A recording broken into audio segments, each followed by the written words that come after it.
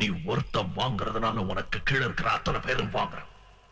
இப்படித்தான் பொதுப்பணித்துறை, போக்குவரத்து துறை, நிதி, மின்சாரம், உணவு, சுகாதாரம், கல்வி, காவல், தொழில், எல்லா துறையிலையும் வாங்கி வாங்கி நாட்டை வளர விடாம கெடுத்து கூட்டிட்டவராக இருக்கீங்க. நல்ல காத்து இல்ல, நல்ல பொருள் இல்ல, நல்ல சாப்பாடு இல்ல, ஏகப்பட்ட இயற்கை வளங்கள் இருந்து இந்த நாடு பிச்சைக்கார நாடாவே இருக்கு. ஒவ்வொரு இந்தியனும் கடனாளியான தண்டம் மிச்சம். பக்கத்துல இருக்கிற குட்டி குட்டி தீவெல்லாம் பெரிய பெரிய நாடா வளர்ந்திருக்க. எப்படி? ஏன் அங்கெல்லாம் லஞ்சம் இல்ல? இருக்கு இருக்கு. அங்கெல்லாம் கடமையை மீறதுக்கு தாண்டா லஞ்சம். இங்க கடமையை செய்யறதுக்கு லஞ்சம்.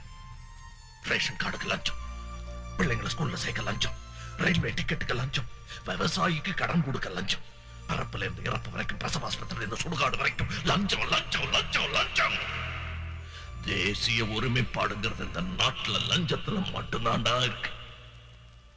சின்ன சின்ன லஞ்சம் தானே பரவாயில்ல, எல்லாரும் கொடுக்கறாங்களேன்னு எல்லாருமே அலட்சியமா இருந்ததுனாலதான் நம்ம கண்ணுக்கே தெரியாம புத்து நோய் மாதிரி இந்த லஞ்சம் பரவி நாட்டையே அழிச்சுக்கிட்டு. லஞ்சம் வாங்குறதும் தப்பு, கொடுக்கறதும் தப்பு, நீ எல்லாரும் உணரணுங்கிறதுக்காகத்தான்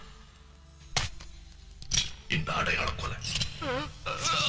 ஐயா, என்ன கொள்றதாலே எல்லா பிரச்சனையும் தீர்ந்துருமா? தீரணும் தீரணும். என்ன மாதிரி எல்லாரும் கத்திய தூக்க சொல்லல. கொடுக்கறத நிறுத்துங்க, லஞ்சம் கொடுக்கறத நிறுத்துங்க. லஞ்சம் ஒழியணும். அது வரைக்கும் என் போராட்டம் தொடரும்.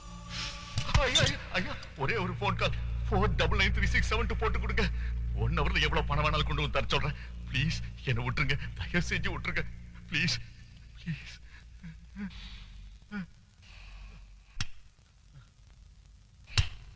நீங்க திருந்தவே மாட்டீங்கடா.